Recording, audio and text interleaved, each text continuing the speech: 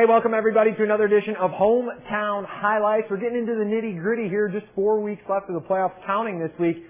Week 2 of the prep football playoffs. We've got action from undefeated St. Ignace. They hosted Rudyard in Division 8. And in a couple minutes, Harrison Beebe will join us with the D6 highlights as Clare hosted Sanford Meridian. First, though, a showdown between a couple of heavyweights in Traverse City. And for a heavyweight match, you've got to have a tale of the tape. Mancelona undefeated Ski Valley Conference champions at 9-1, Lake Michigan Conference champs. TC St. Francis, Mancy scoring 44 plus per game, St. Francis 33. The Glads have given up 10 points a game. Ironmen just about 7. Both these teams with 4 shutouts heading into tonight. St. Francis, though, played 3 playoff teams in the regular season. Mancy, just 1. Let's get to those highlights now. Mancelona had to be a ghost town tonight. Everybody was at Thurlby Field in Traverse City for this one. Glads strike first in the first quarter. Seth Tellicut from 7 yards out makes it 6-0. Extra point good. 7-0. Later in the first, Glads driving again, and this is Devin Sheehy Giuseppe coming right at you. Coming right at our cameraman. He's got some fancy footwork to steer clear. 17 yards near the 10. Back in the action here to the 5, from the 5-yard line. Ryan McDonald pounds it in. 14-0 St. Francis after one. That's 14 flippity flops for the cheerleaders. That's their official name. Second quarter. Ironman showing they don't break easy. Austin Spires rumbles 27 yards inside the Gladiator 15-yard line. A few plays later, it's a 2nd and goal. QB keeper for Kyle Shepperly. Extra point was blocked, so it's 14-6. But Mancelona on the board, and that is worth a dance if you're an Ironman fan. Yeah, later in the quarter. 17-6 after a Glad's field goal, but Mancy going to get those points back, and then some. Wyatt Durr, 55 yards into the end zone.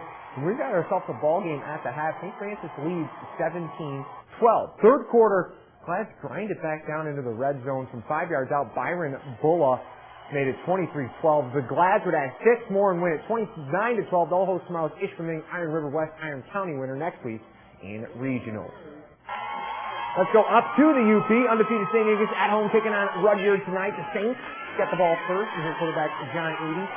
Back to pass. Camera guy almost gets run over by the ref. Anthony Keller, he's strong though. Here's the tail end of the play. Parker Simmons catches the touchdown pass. 7-0 Saints. Rudyard has the ball, and right away, had a tough time moving it. Caleb Solar hits Jared McCoy, but he's stopped by a Saints parade. Saints go marching again. Edie hits Joe Osman for the big 15-yard gain. Saints moving it down the field. A couple plays later, Richard Bentley's going to get the carry. Pick up 10 more. Saints knocking on the door. The next play, Bentley's going to finish it off 15-0. St. Ignace. Rudyard had a tough time getting things going in the first half. They'd score a few in the second half, as you can see there. But St. Ignace moving on to the next round, beating Rudyard 55-20. They get Crystal Falls Sports Park next week in regional.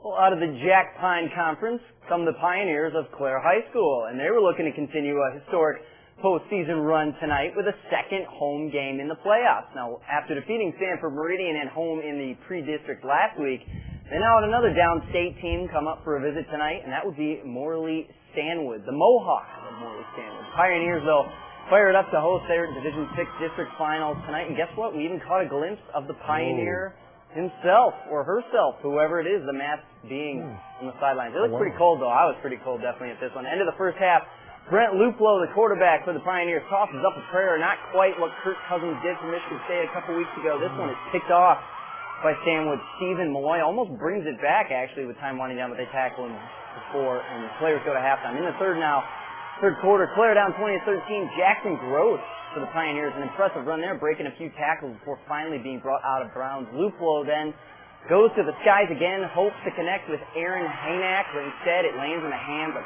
Tyler Hanks from Morley Stanwood. The Mohawks then deep in their own end zone.